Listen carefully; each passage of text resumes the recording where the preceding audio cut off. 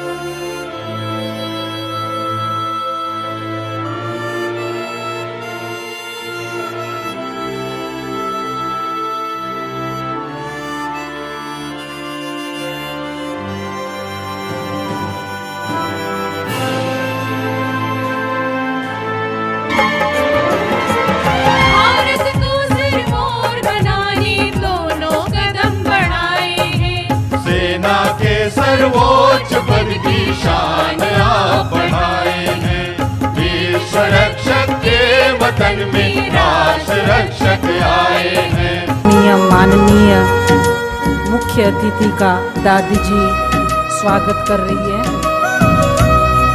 लहू देकर तिरंगे की बुलंदी को संवारा है। लहू देकर तिरंगे की बुलंदी को संवारा है। फरिश्ते तुम वतन के हो, तुमसे सजदा हमारा है।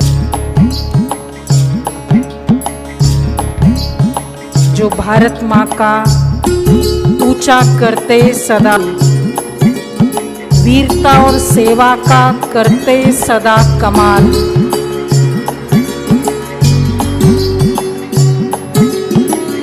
सरहदों की निगरानी, ऐसे हमारे आदरणीय भ्राता विपिन जी को दादी जी पूरे संसार के रक्षक। आदरणीय राजयोगिनी दादी रतन मोहिनी जी,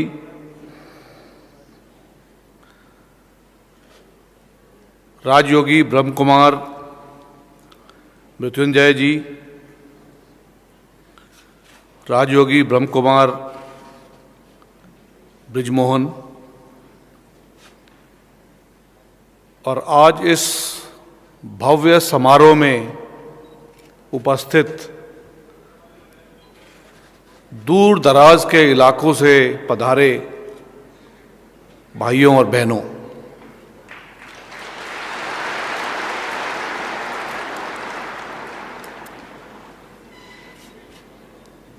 आज मैं भारतीय सेना के समस्त जवानों की ओर से ब्रह्म कुमारी संस्था को धन्यवाद देना चाहता हूं।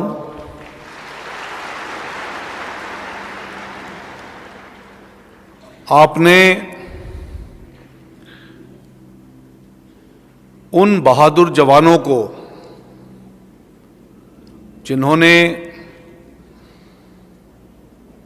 सीमाओं पे कार्यरत रहते हुए या अन्य कार्य करते वक्त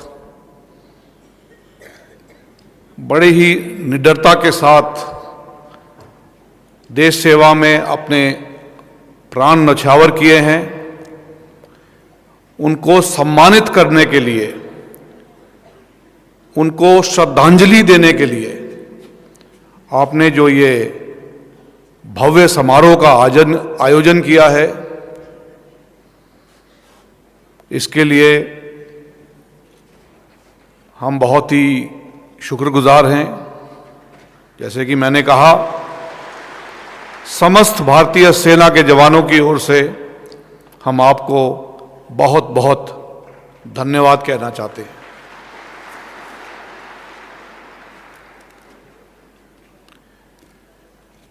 भारतीय सेना सदा प्रशिक्षित और तैयारी की हालत में रहती है। वो इसलिए कि भारतवर्ष में हमारी सीमाओं पर और हमारे अंदरूनी जो इलाके हैं, उनमें शांति प्रक्रिया कायम रहे। इसी कारण हम लोग तैयारी और प्रशिक्षित रहते हैं।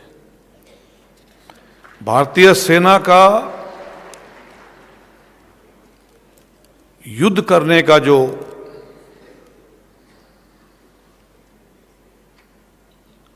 कर्तव्य जो हमें दिया जाता है, वो खासकर शांति बहाली के लिए होता है। भारतीय सेना अगर सक्षम रहेगी, भारतीय सेना अगर हर वक्त तैयार रहेगी, भारतीय सेना का हर जवान अपने सही मार्ग दिशा पर चलते हुए अपना कार्य करता रहेगा, तो हम शांति प्रक्रिया बहाल करने में कामयाब होंगे। इसी के साथ हम ये भी जानते हैं कि ब्रह्म कुमारी संस्था जो है,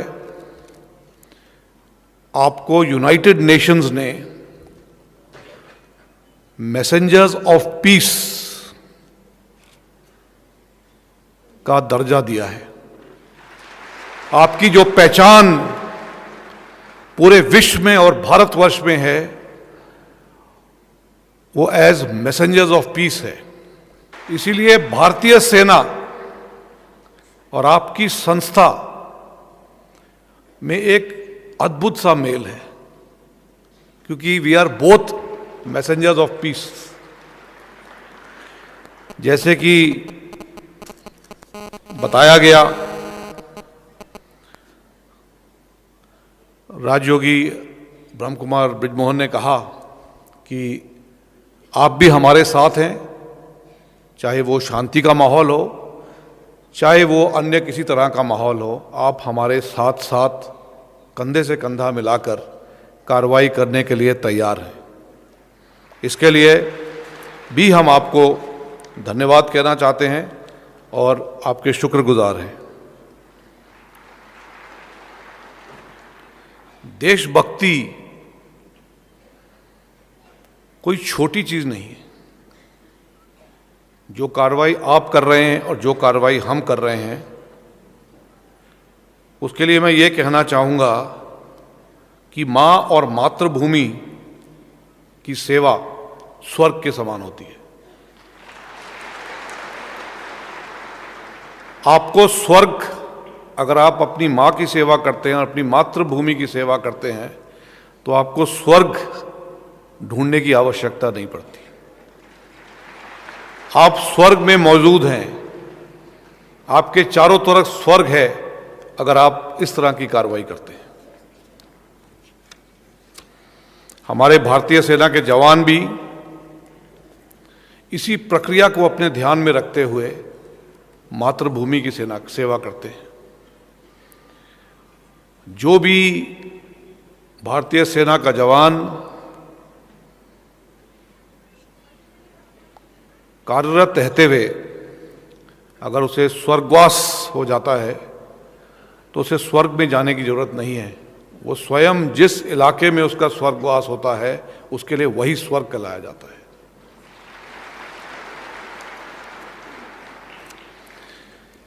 आपकी संस्था का स्थापन 1936 में हुआ था। प्रजापिता ब्रह्मा को जो संदेश आया था शिव बाबा का,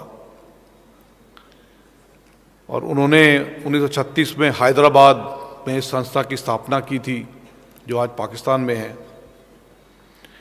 उसके बाद से लेके आप लोग का फिर हमारे देश के बंटवारे के बाद आपको वहाँ से पलायन करना पड़ा, और पलायन के बाद आज आप माउंट आबू और आबू रोड पे पहुँचे हैं। लगातार आपकी संस्था साल बे साल बढ़ती जा रही है। इस वक्त तकरीबन 140 देशों में आपकी संस्था प्रचलित है, और आपकी संस्था केवल एक मैसेज दे रही है, और वो है कि दुनिया में अमन और शांति की बहाली हो। अमन और शांति की प्रक्रिया आने वाले दिनों में प्रगति करते रहे।